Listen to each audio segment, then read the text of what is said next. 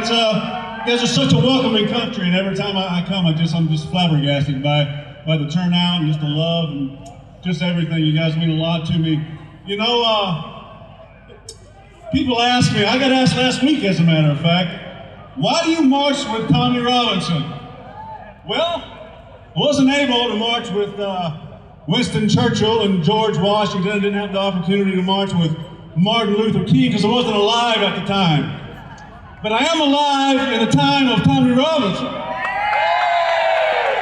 So I marched with Tommy because I couldn't march with those great heroes. And he's just as heroic as those in my eyes.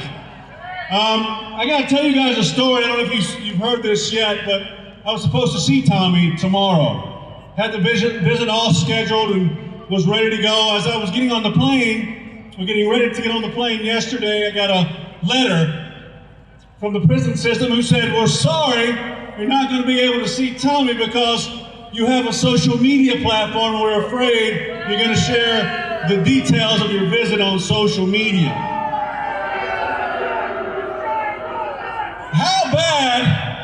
How bad must the treatment of Tommy Robinson be if the prison system is afraid you're going to share some details on social media? So there's Tommy languishing once again in a Gestapo prison cell, a confined prison cell, solitary confinement, for a civil contempt charge.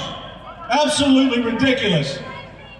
As I understand it, no one in history has ever been sentenced to solitary confinement for a civil contempt charge.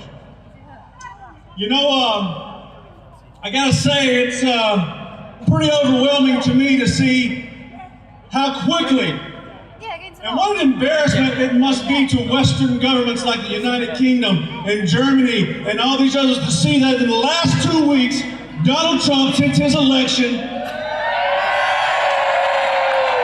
thank you.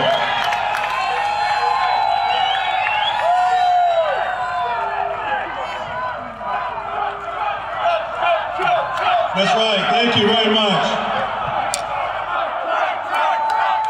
But what an embarrassment must it be to see that it only takes 2 weeks to completely seal your borders, get rid of DEI, and all the transgender bullshit that these Western governments put their people through.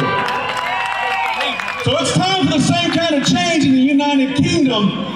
But the question is, how far are you willing to go? I heard Andrew Bridgen mention Malcolm X. We had another famous civil rights leader named Martin Luther King.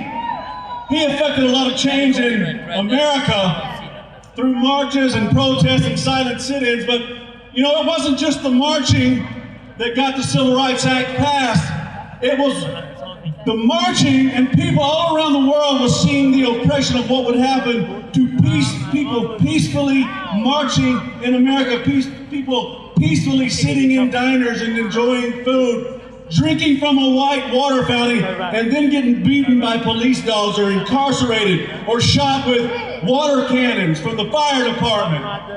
That's called civil disobedience. A lot of folks in America call that good trouble. But the point is, sometimes you have to risk a little freedom to earn a little freedom. So the question is, how far are you all willing to go for that? I know Tommy's sitting in solitary confinement right now. Obviously, we want to be peaceful in anything we do, but there comes a time, sometimes you have to share that post on social media to speak out against your government.